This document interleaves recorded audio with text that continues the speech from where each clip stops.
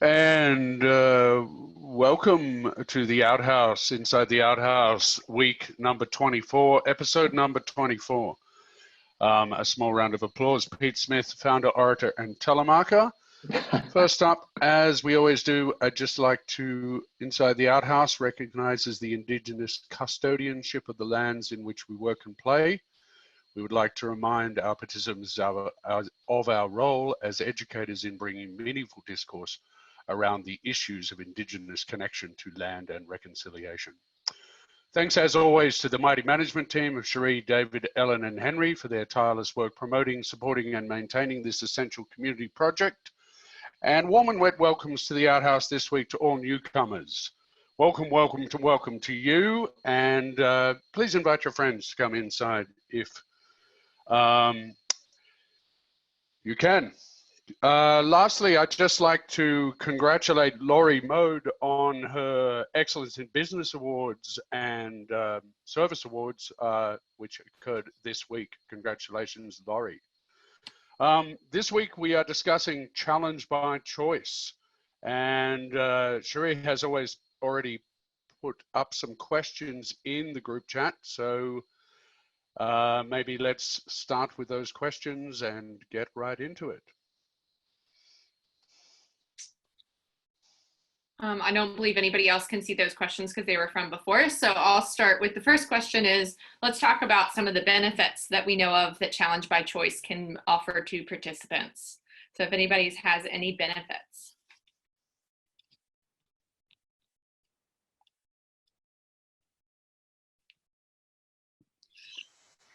It's a good way of framing an activity, but it needs to be brought in with a full value contract at the start of a program just to really make it work properly. It enables students to choose their level of engagement in the activity. So looking at this from the perspective more so of either recreational or adventure therapy, it gives students more kind of responsibility to choose. And that's probably how I use it. So in a recreation framework, might be running an abseil, framing that challenge by choice before a student or a participant goes over, they're freaking out, you know, they've given it 110%. Same with that therapy side of things. So it's got that buy-in. You brought up a really good point, Aaron. Maybe just a little brief description of what challenge by choice is. We found that Project Adventure just kind of describes it as programs that are characterized by an atmosphere that is fun, supportive, and challenging. Supported by this positive environment, people are challenged to go beyond their self-perceived boundaries and learn more about themselves and their colleagues. So kind of just some frames to it. So that was a good introduction, Aaron. Yeah, thanks, Aaron. David's popped a question in the chat. What are the benefits of challenge by choice? If we look at challenge by choice within the perspective of the adventure experience paradigm, or the Yerkes-Dobson's inverted U hypothesis, do you guys understand what those two theories are? Why don't you explain them a little bit to us? So adventure experience is looking at the difficulty level versus the risk level. So we look at the flow canal being that peak adventure. Anything above peak adventure is going to misadventure or to disaster devastation, and then anything below peak is adventure or exploration. So, and then we've got the Yerkes-Dobson law, which is the inverted U. So low arousal versus performance. Low arousal, low performance. Medium arousal, high performance. Coming back down to high arousal, low performance again. So within those two, understanding those two frameworks is important when it comes to working with younger kids. And being able to frame a challenge by choice mentality with primary school age kids and understanding their physiological responses and reading their body language based on those two other theories is a good way of using challenge by choice, because you've got objective things that you can see that allows you to make a judgment. Is this kid giving it the maximum, or are they just, are they just saying that they don't want to participate for either social or emotional reasons? So with younger kids, framing challenge by choice generally increases participation level and enables kids to make a choice of how much they're engaged. Because if you're going over that level of peak and pushing them towards misadventure or that high arousal level, it can create a situation where the kids are quite traumatized by that. And so that's what we're trying to mitigate, is we're trying to give them an engaging and meaningful experience that they're going to take away a positive message rather than a negative message. Awesome.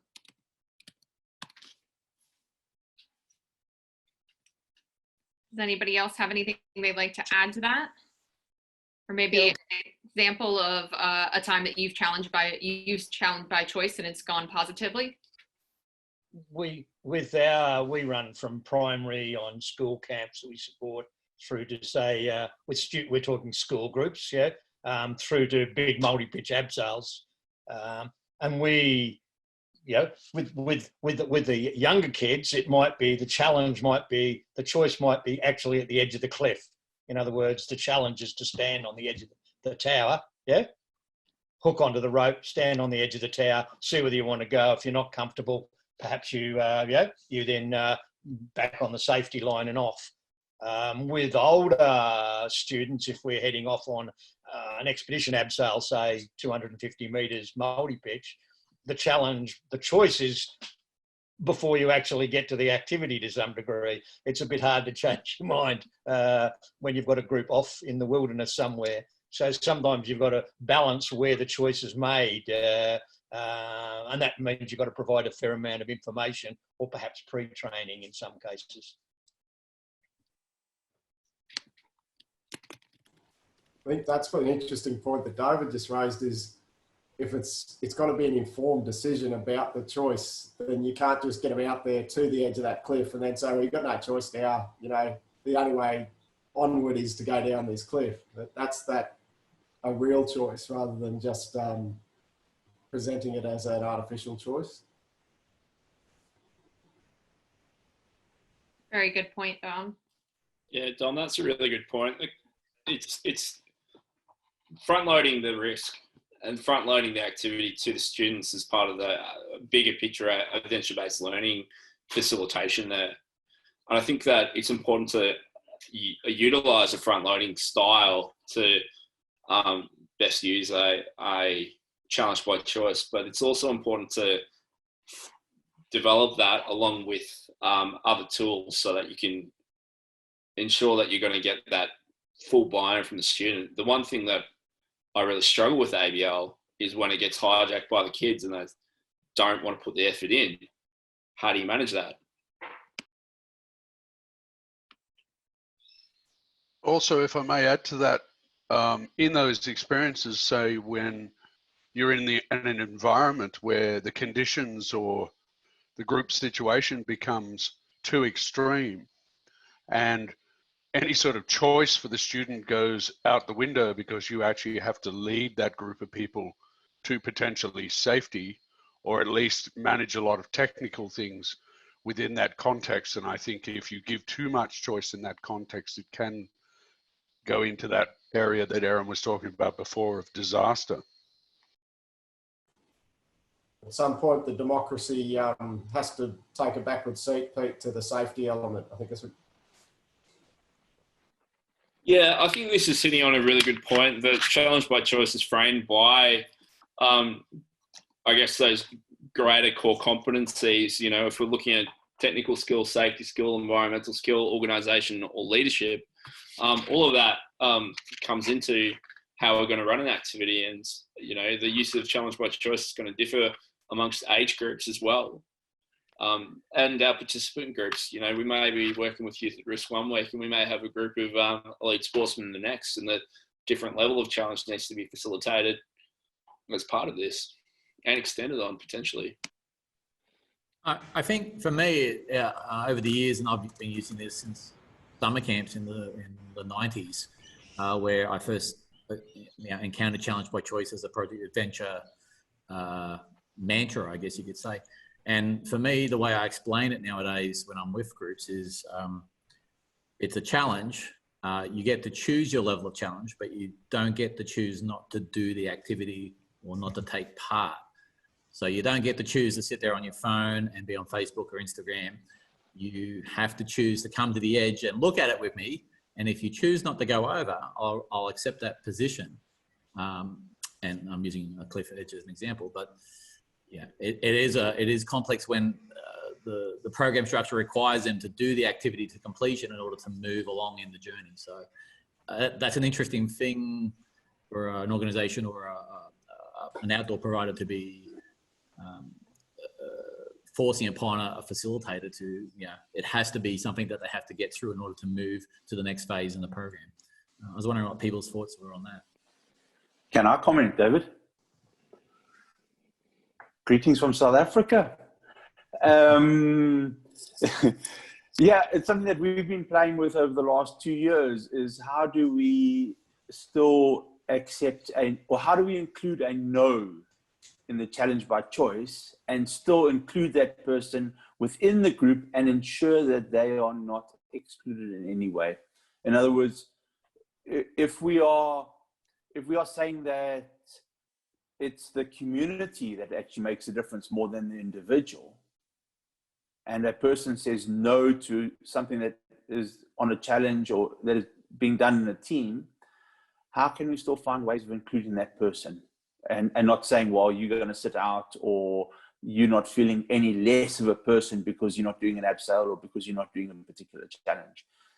And it's really helped to reframe the whole challenge by choice for me, and just put it into a bigger picture. Maybe I'll chip in for a sec. I think as I'm working more and more with adults and more with older adults, and in fact more and more with people with disabilities, the question isn't challenge by choice, it becomes more choose your challenge. And by taking a slightly twist on the sort of the phrasing, the implication is you must choose something. You can't avoid the choice. But your choosing of your challenge level can then be at the level you're comfortable with. So actually it's almost a play on words, but it changes the complete context. I think some of the older folks we deal with, and some of the folks with disabilities, their challenge is simply to be there. And they've already made a bit of an effort to sort of make it to that point. So I think by taking a more positive approach, you often get more buy-in as well. That's been my experience anyway. Yeah, and I'd follow on from Pete and say those are the exact words that I use at my school. I came across it 15 years ago, caving and canyoning in the States, and it was like, well, you're in the middle of the canyon. You can't go backwards, so you've got to go forwards. So choose your challenge, like what level of challenge you're going to accept. And I've started using that with the boys at Brighton Grammar School. So we don't give them challenge by choice. We don't use that language. We say you're on a journey. We're all in this together, but you have the choice of what your challenge is going to be. So, David, in terms of the cliff top example, is your challenge to put the harness on and put the helmet on and get roped up, and that's it? Great, no problems. Is your challenge to get to the top of the highest one or do the 60-meter abseil? Fantastic. So it's just that little tweak, and I'll fully agree with Pete on this, that it changes everything in terms of the mentality. And then it allows, what Pete Smith was talking about in terms of when the brown stuff hits the twirly thing and you don't have a choice as a leader, you've got to get your group to safety. You can still talk about it as choose your challenge. Here's our challenge group. How are we going to face this? What are we going to do? We've got to get ourselves down. Let's go. And I love it. I really like that point that you brought up, Dave, particularly around the idea of goal setting. And by framing challenge by choice through a process of goal setting means that students are then intrinsically motivated to achieve that. And it takes away what I consider the limitation of challenge by choice, which is the peer pressure. And also too that they like you said before, they can hijack the system, right? They can just refuse. I'm going to have a day where I'm just going to do jack, and you've given me the out. I can say no to this. I'm just going to sit and do nothing. and it takes that sort of option away from them. And I guess takes a little bit of the power away from the student or the participant as well, which has its ethical dilemmas, but I still think it's a great way forward. That's a really good points, guys. And that kind of leads us into our second question, which is what are the drawbacks to challenge by choice? And you've kind of mentioned some of them, this idea that people can hijack or just say no. Does anybody have any other examples or kind of some negative experiences with challenge by choice? Before we... Yeah, I'll go, if you don't mind. Oh, sorry. Oh. Is that often we've experienced challenge by choice, there isn't really a choice because it's peer pressure, it's emotional pressure, it's psychological pressure. And so while we as facilitators or people running a program think the person's got free will or free choice, but often there's so many other factors behind the scenes that are deciding on the choices for the person, and they don't, and what ends up happening is they end up being coerced into an activity, whether it's by the group or by the staff member or even by their own emotions, and that can be very dangerous. I think it's important. Sorry, David. I think it's important to understand that our role as the outdoor leaders is to be that neutral space. So if at any stage the practitioner is putting peer pressure or any pressure at all on the student or the participant to do the activity, then they're operating outside of their professional duty of care and standard of care.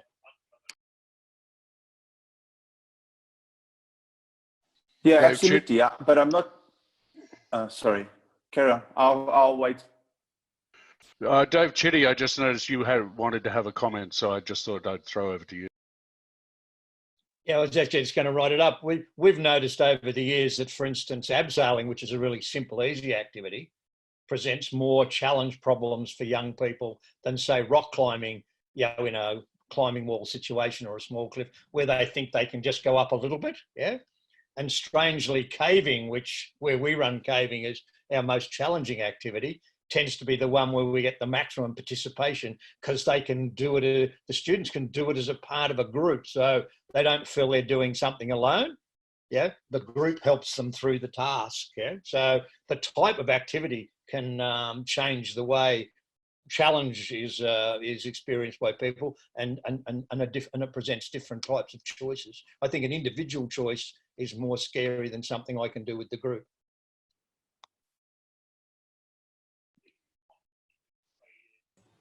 I think that's actually a really good point, David, that individual spotlight on a kid in front of all the peers, particularly when it is involving children, that spotlight can push children to do all sorts of things. I think everyone's seen that in a schoolyard, and that's actually a part of, is it a real choice, which probably comes back to what Alan was saying just before.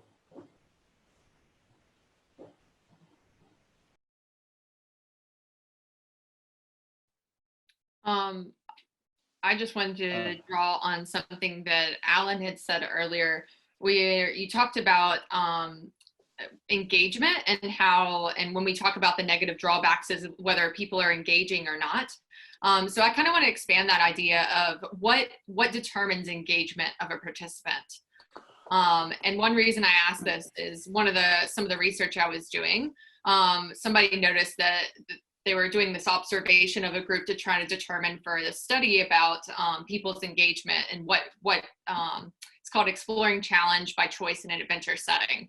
And one of the comments he made in there was, during one of my observation periods, it appeared to me that if one young man was not involved in the group or activity, after recording my field notes and that he appeared disengaged from the activity, I had an opportunity to interact with him during the transition to the next one. During this interaction, he detailed his perceived level of involvement during the last activity. Rather than corroborating my observation, the student explained that he was highly involved in the activity because he was intentionally standing back from the group to get a better view and to quietly think of ways to help solve the group problem. The difference between my observation and the student's responses were our differing perceptions of involvement.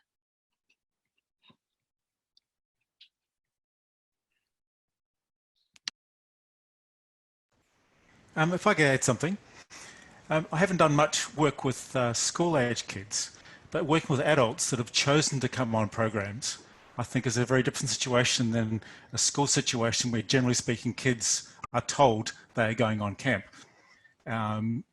By initially choosing to be there, to come on my activity or whatever it might be, that's already the choice made. And then it's just a case of working on levels of the choices they've already made, or the choice they've already made. You really hit on a good point there, Mark, in terms of the intrinsic motivation for people to be on program. And if we look at a school kid, a school age program, some students come with a prejudice against what we're actually running. And it's those kids who are probably going to be the toxicity that affects other kids' participation in activities, which can affect their choice, whether that's going to be to do an activity or outright refuse. I like to use the Mean Girl example. The plastics, the queen bee has the influence over the rest of the group, and so it's managing that in a school context, an outdoor program for school kids, which is, I think, a really important thing to think about. The thing I would kind of frame with these groups is not so much to use the challenge by choice, but to look at comfort zone, growth zone, and facilitated that with a backup full value contract, so that there's some sort of agreed standard that the student's going to be held accountable to, and then facilitating reflection and if they're not meeting their goals. Aaron, can I capitalize on your statement just on the school groups and on the on the comfort zone model? How often do we perceive as the people running the activity or the challenge that when a group arrives, they're automatically in a comfort zone, but often they're actually arriving in a growth zone or a risk zone already, and we need to be very careful not to push them into the danger zone and to bring them back into a place where we can actually say this is comfort before extending them again. Yeah, you really raise a good point there, Alan. And I guess for me, it's using those other theories to look at the intrinsic engagement and their physiological responses. And it comes down to reading each situation empathetically. You never want to be putting yourself in a position where you're trying to encourage someone to do an activity when they've made the decision that they don't want to do it. That's beyond the limit of what I'm trying to say. What I don't like about challenge by choice is the fact that some students who've got a prejudice against what we're trying to do in the outdoor space and through outdoor learning have an influence over the rest of the group, and that's the flaw with this model. I think the one thing I'd like to chip in is a lot of the work the Australian Camps Association does is with people with disabilities, and sometimes I feel it's a bit disingenuous to talk about challenge to people whose daily life is a challenge, to such an extent where just simple things we take for granted will be monumentally difficult for them. So the concept of what's a challenge and what's not a challenge, you've got to be pretty careful with, because otherwise you run the risk of being a little bit patronising at best and insulting at worst. So as Mark said, sometimes just getting to the point of being in this particular place is a massive achievement. We've got to recognise that at times as well. You bring up a really good point, Pete. That was one of our further discussions later on, was about, which David's now popped it in, is how do you think challenge by choice should be applied when it comes to participants with physical and mental disabilities? You brought up a really good point of the idea of challenge when every day is a challenge, but also, I guess, thinking then in terms of what other aspects of that should we consider? I've got an interesting example of, you could call it literally buy-in, but I think probably level of commitment would be the thing. We run a thing called the North Wall of the Gorge, the abseil down the 1,000-foot north wall of Mount Buffalo Gorge. The first abseil is 160 metres on a single rope. We charge $350 currently for the day. Over the 40 years that we've been running that, we've never had a participant that's paid not go over the edge, regardless of how scared they are, right? But we've had numbers of people who've said, can we come along? not lots, and they go, yeah, I don't think I can do this. So if you, just a silly example, but having that commitment of a personal commitment, in this case, a financial commitment, or a belief that I'm going to do it in, for some time, I'm going to really do this thing.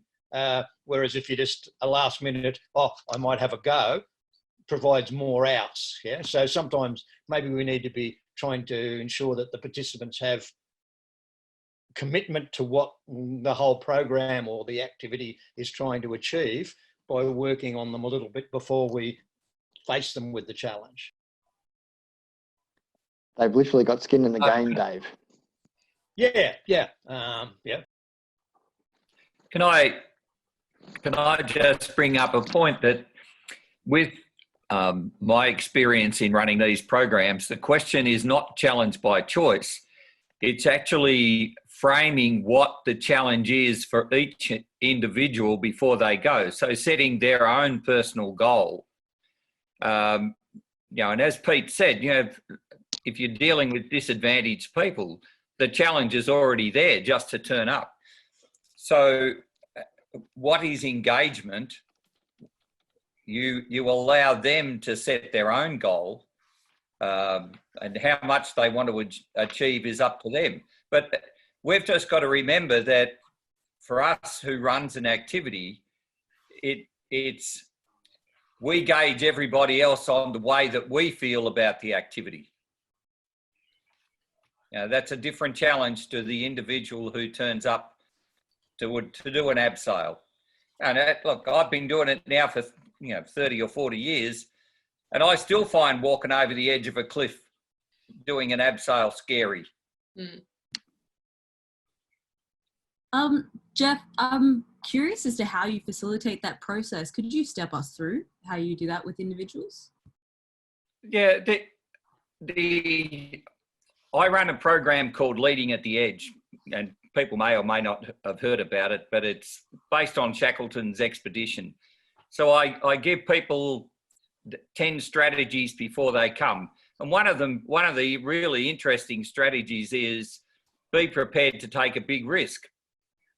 And that's the framework that I use is, okay, you may well be frightened or scared or nervous about it. But if you're thinking about it, and it's been mentioned before, the hardest part for some people is to get to the edge. Well, if that's all they achieve out of it, that's a great participation.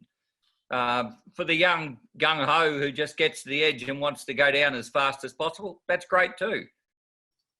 But just going to that point, don't just expect the activity to come along and be the challenge. Be prepared to engage each individual before you start the activity. Just what do you want to get out of this particular activity? What's your level of challenge? Do you have that conversation while on program with individuals in the group and have some time together? Or do you have that conversation before even getting to program? Ideally, you'd have time to do it before the program even started. But that, for those who work with school programs, that's not necessarily the way it works. You turn up and, they turn up and away you go. But just to take that small amount of time before we actually engage in the activity to work through it with each individual and just say, where are you? What do you want to get out of this? How far do you want to achieve? Can I just pick up for a moment on that factor of time? Jeff, thanks for those comments. I agree with a lot of what you've said. How do constraints of time in modern program environments affect us framing and perhaps delivering challenge by choice outcomes? I think it depends on the program structure.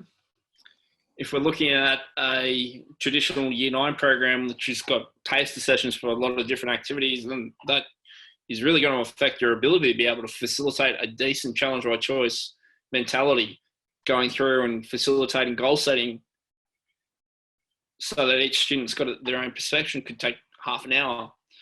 And if that's taking away from the activity time, then how is the client going to look at that? So I think that's a big factor to consider. I'll be interested to hear from other people. Yeah, I find I really struggle as a facilitator coming into different venues to have time to do contracting or a full value contract. And I'm just throwing that out as jargon, but I presume most people in the room understand what that means. In a lot of cases, even just asking what are the key words that the client is talking about or using at the school that I need to use. So I'm linking pre-programming to the program, and then it's transferable back to the next phase, which is transference of the learning from the outdoor session or the experience back to the school or the institution or whatever they're doing. It rarely happens, and I only usually find that I find the time to do a full value contract that might be written or graphical or generated by however means is appropriate to the client on longer programs. 10-day length programs where I can find the time and there's not a crush to get to the first activity by 1 o'clock. Yeah, we've ditched the full value contracts at the start of school programs here. We just found that a lot of it was irrelevant, that they were rehashing stuff that they had known or learned elsewhere. And instead what we've done is we've tried to bring in the full value contract principles as the program develops. So as the group starts to form a norm, so then we're starting to bring in, so what do you guys think you should be able to treat each other? What principle would you like as a group to adhere to or to work with in the strategy, or do you think you'd be able to pass on to the next activity? And it tends to be more of a, then become more of a fixed, not a fixed, it tends to become more of a dynamic a model, which they can then hash and rehash instead of saying I'm fixed to something that I started right at the beginning. And I learned it on my last excursion, on my last camp, and this is it. I'm hopeful that the effect of the COVID pandemic, we're coming out of it with schools, say in camps, particularly where we traditionally have big numbers and not much time, that we'll actually have smaller group sizes and more time to deal with both the COVID things, but our participants. We work at one camp where we allocate 15 students to an instructor to abseil. Yeah, regardless, if you've got 30, you've got 2 leaders. You've only got 2 hours to get the student rigged. Yeah, get them up to the top of the tower and try and abseil them. So if you've got someone that needs some extra support, you don't have a lot of time to provide that. Whereas if we had 3 hours, we'd be able to help those people a lot more that need a little bit of support, so you'd increase your participation. So time is a big issue, I think. Yeah, we do try and fit too much into a day. It's the dichotomy of the time and the perceived value for money, I guess, is where that comes from, which is the real difficulty in that space. So as far as whether you want every kid to have a go and get their 1 minute of activity, or is it how much challenge does each kid get? So I think that's a consideration in that one. Kind of drawing on that point, I think that's one thing that I've really thought about is this idea of participants being able to entertain themselves, and this idea that we fill every single hour of their day or try to fill it, and then they're never able to make any decisions for themselves. It kind of takes away from that decision making because they don't have the time to think through what they're doing or think through what the options are. And it's just, well, now we're doing this and now we're doing that. And I think that's a big drawback to a lot of kids these days, is that I find they can't entertain themselves. If you have a couple hours of free time, they constantly bother you of things to do. And I've tried really hard to be like, well, just come up with something. Like, that's what we did when we were kids. And it's just, I think that's kind of a more societal thing of trying to fill every hour, and it's got big drawbacks. I think you've really hit on a good point looking at that creative play. Kids are effectively, they're entertained their entire lives because they've got access to technology that can keep them entertained through video games or mobile devices where they can just jump on YouTube. And so, kids are really challenged by that unstructured downtime where they've got to create their own games. It is a skill that they need to learn and develop. And I'm really interested to see what's happening with forest schools and how they're kind of promoting that kind of outcome as a real foundation for kids moving into primary.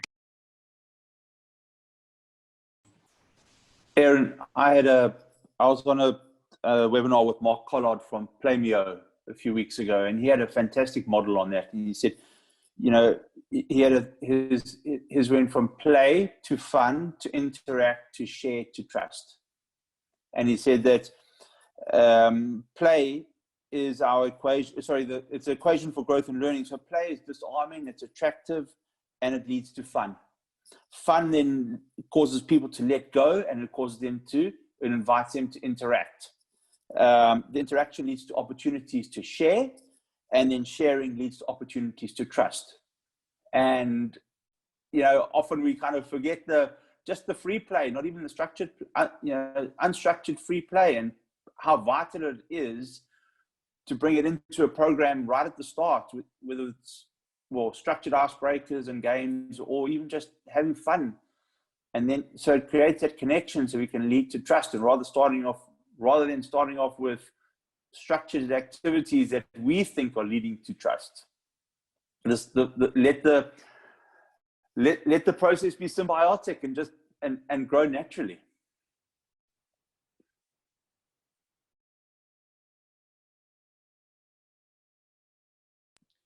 I think that goes across the spectrum of ages as well.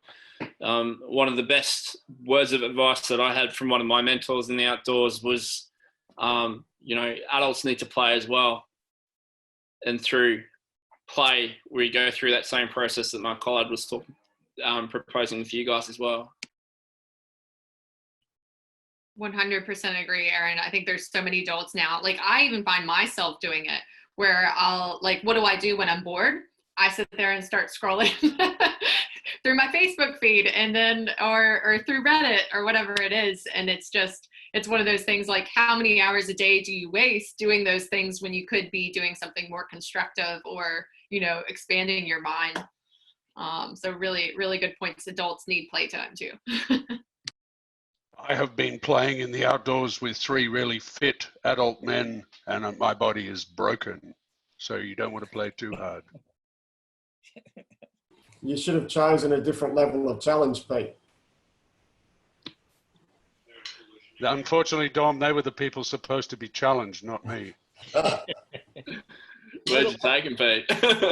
I'd like to speak to David's question about the physical and mental disabilities and challenge by choice.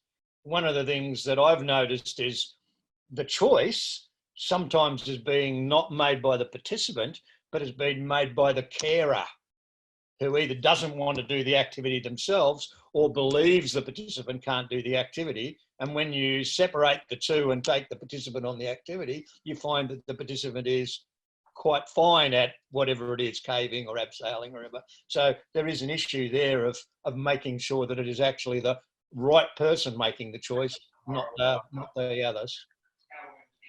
Can I piggyback onto that concept, actually, in terms of empowering young people when participating in activities with the concept of challenge by choice?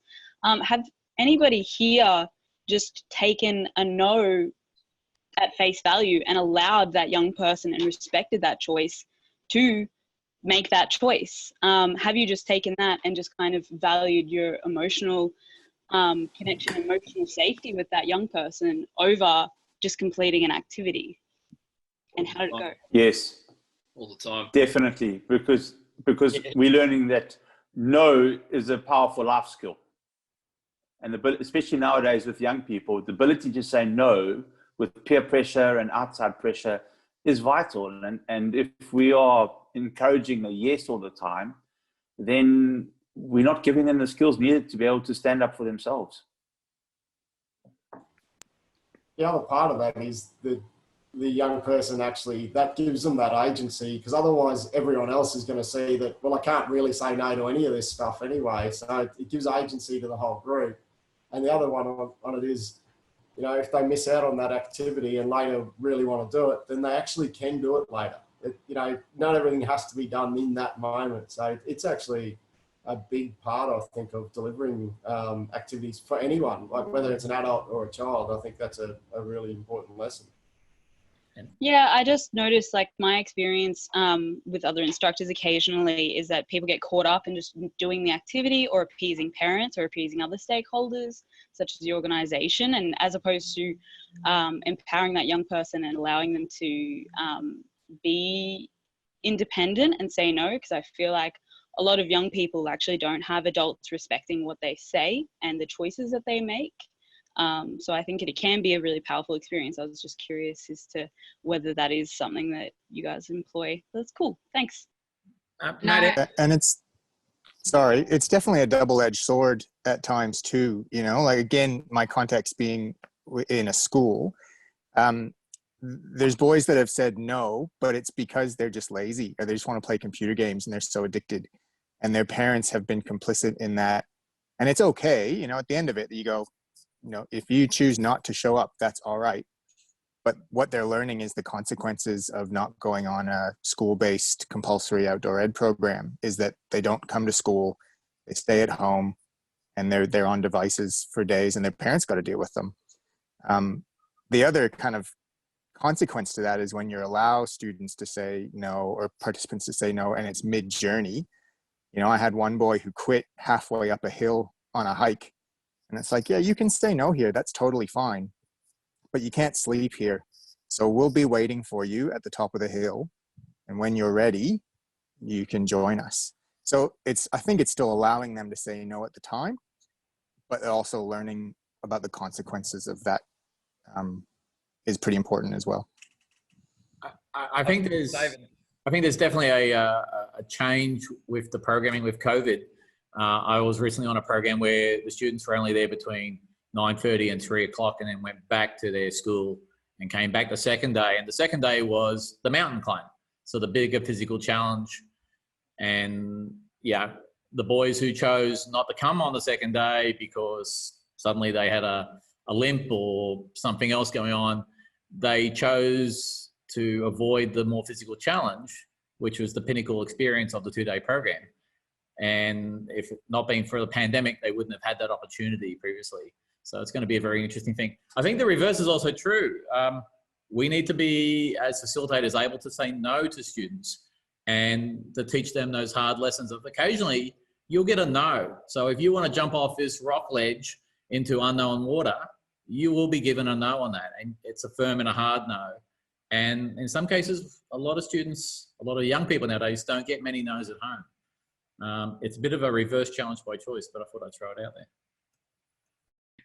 I think kind of what goes along with this is this idea of what is engagement, and when the opportunity is there, it's hard when you're middle of a journey and somebody decides to quit. But if it's, you know, just a certain experience of, you know, a challenge course or climbing a wall or abseiling, just that thinking about what levels of engagement there are. And so are there other ways that participant can engage with the other students or with the experience that they don't have to actually participate physically, but they can then participate mentally, like whether it's writing about their experience or, you know, whatever it is. I think there's a couple of important things to think about when someone says no to an activity. It's okay to accept the no as long as there's a justifiable reason for the person to say no. So in my case, if they said no to me, my question would be, why do you not want to do it? So it's not saying that I'm going to change their question. I just need to understand why you don't want to do this particular activity.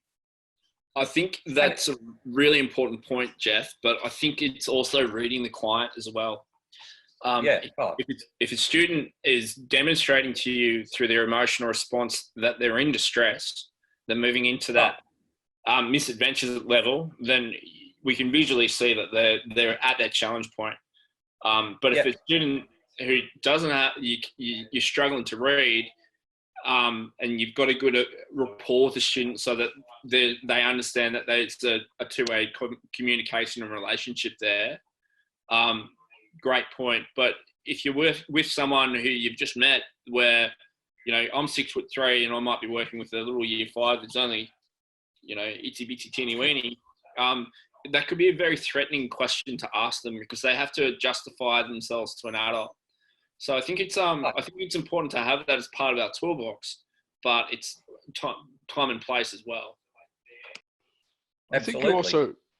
I think you also don't know the experience or what has been involved in that person's world before they've come into program. And they might be processing quite a lot of, shall we say, stuff, for want of a better word, within the context of their own life, or even within the context of that group of people. And sometimes I would suggest, no matter what age the student is, it might be difficult to unpack that in a public forum in front of the group. And is that appropriate as well? Well, yeah, that's the thing. The issue with school groups, right, is that those young people have been with those. This is from a young person perspective. Sorry, guys, I don't work with adults at this stage. Is that those people have been with those people, so they have formed relationships already and have experiences. But let's say, like, there are experiences that you don't know of, and that's why they're not partaking with a group, such as, let's say, homophobia, racism, any of the above that they are experiencing on their life. They're not going to tell you that Bobby, who's already up on the high ropes, gladly participating, is actually a threat, like, emotionally to me. And that's why I don't want to be going up there, because I'm terrified. We have had, like, I've heard of Indigenous participants feeling not respected and like they're not in a culturally safe environment, because the way that they're taught to interact with adults is very different to, I don't know, like how you would, I'm not sure what words to choose. What is, I don't know, mainstream interaction, I suppose. And some people don't do acknowledgement of country, which can instantly disengage people. And no kid is going to tell you, oh yeah, I don't feel welcome on this land because you didn't do an acknowledgement of country, because that's disrespectful to say that to an adult.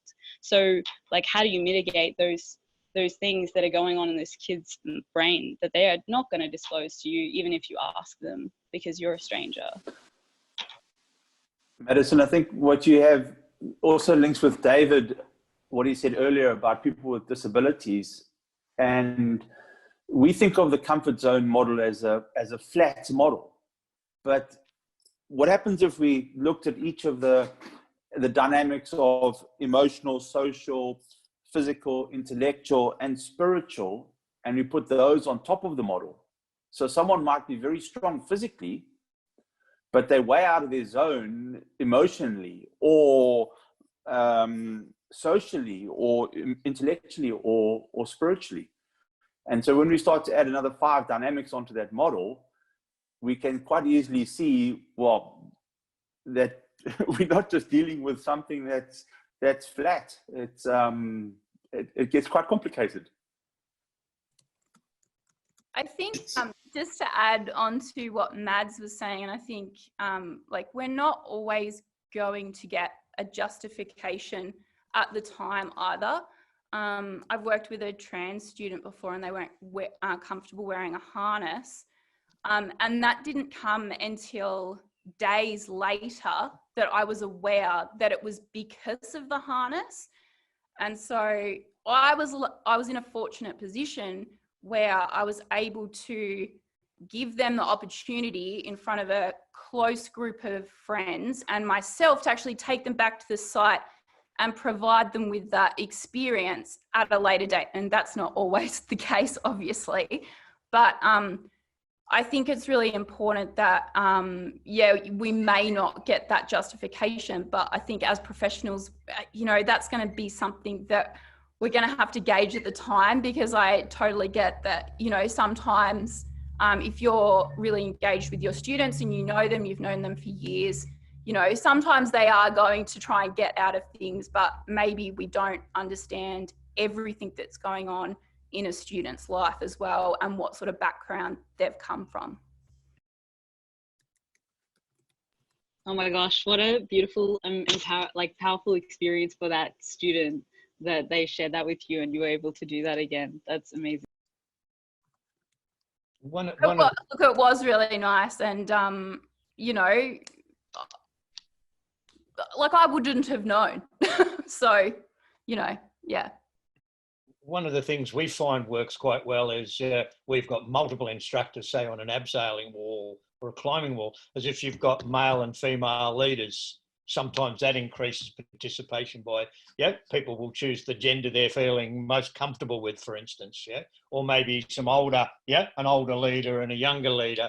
And I've got friends of mine that have made the change from boy to girl and from girl to boy. And sometimes if you're aware of, and they're outdoor leaders, and sometimes if you're aware of that situation, I can bring one of them in, for instance, to provide a role model situation. I think a lot of this comes into the forward planning the program before it commences. I think knowing that background in your from your participants is going to enlighten the facilitation method that the outdoor leader is going to have on a much deeper level than, say, like a third-party provider that's getting a school group coming to them for just a week program. I think it's more challenging for the outdoor leaders in that space to potentially have that, I'm going to say, more sensitive approach to things.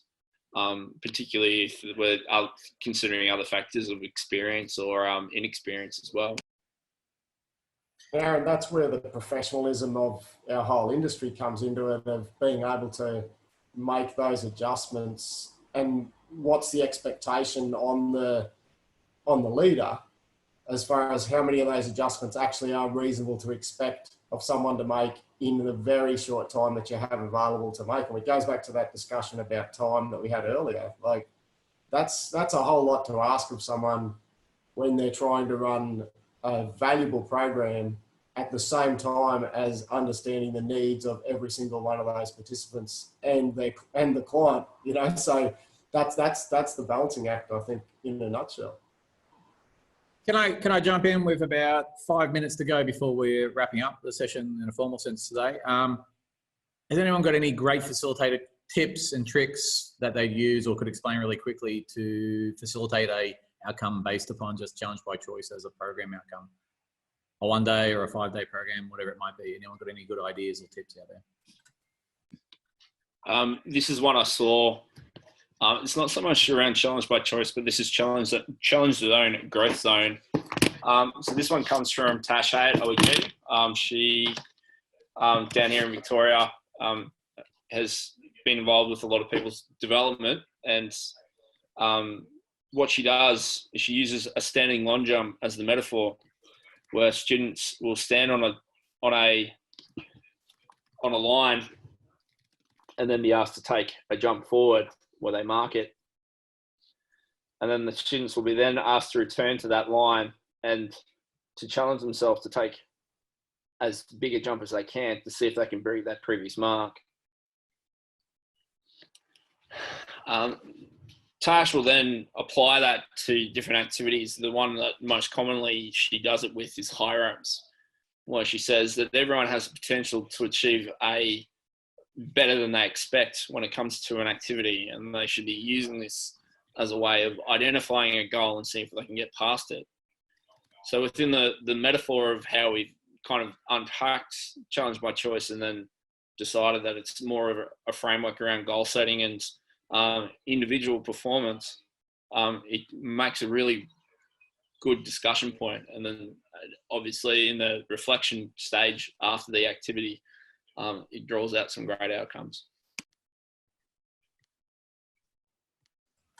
Anybody else?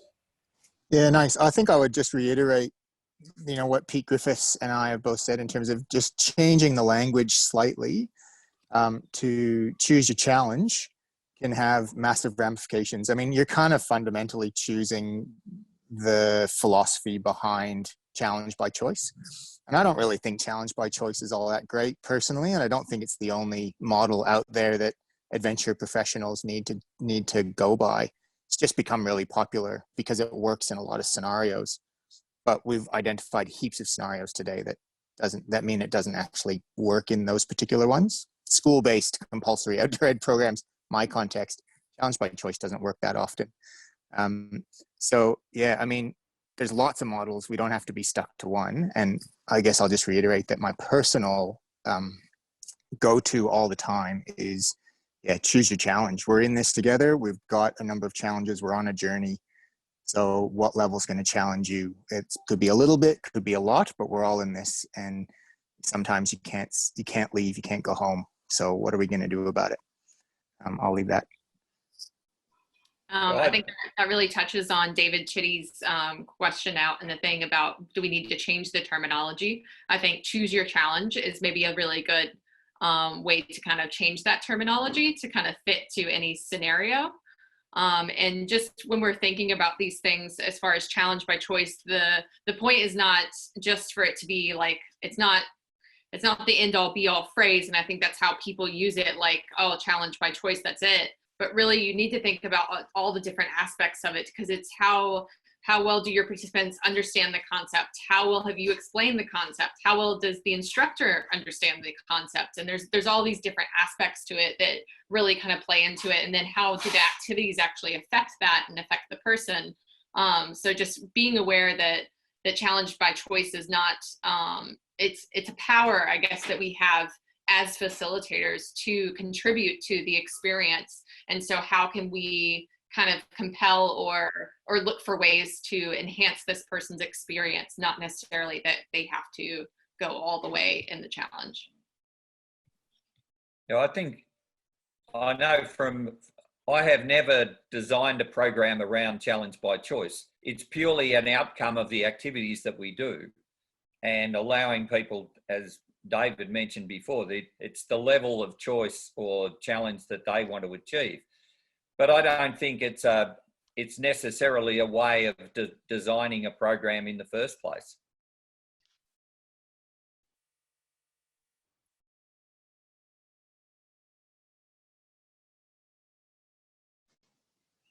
Sure, Jeff. I agree. That has pretty much wrapped us into the last 2 minutes of the Outhaus today. What a fascinating discussion that was. A lot of great input, and I think we could probably have another discussion pretty much right now on this topic, except I'm sure people have somewhere to go. I'm just going to throw over to Cherie, and she is just going to do some thanks, and we'll close out. Don't forget to look for us on the socials or go to our website, www.insidetheouterhouse.org. See you next week. Bye. I'll be adding all of the resources that I found, and if anybody has any resources that they would like to add to our website as well, please let me know. So I just wanted to take a moment because I think Lori missed our original congratulations to her. We just want to congratulate Lori for winning the 2020 Western Sydney Awards for Business Excellence. She won the Service New South Wales Outstanding Business Leader for Outdoors New South Wales and ACT. So congratulations, Lori. Thanks, lovely. As I said, I'll celebrate when the camps come back to New South Wales. Laurie, those articles that you've been publishing and getting media attention on, absolutely fantastic. Thanks, Aaron. Yeah, it's exhausting when you're not seeing the result, but yeah, at least we're getting the coverage. And we had a full pager in the Stella magazine, which was talking about all the school holiday stuff yesterday. So that was a good win too. So Laurie, you are seeing the results. It's just not all of the results you want. So take the congratulations and well done. Thanks, Tom. No, thanks everyone. Apologies I was late. And look, that was a great conversation. Being a newbie to the area, it was awesome. But I did put some selfless promotion up there. We've got some great guest speakers, so take advantage of our free sessions coming up for Small Business Month. And as a member of the New South Wales section, I do really appreciate it as an outdoor person, all the work that you're putting in personally. So thank you for fighting for us. You are more than welcome. If I can just shut this phone off. Thanks, guys. Really appreciate it. All right. That ends our official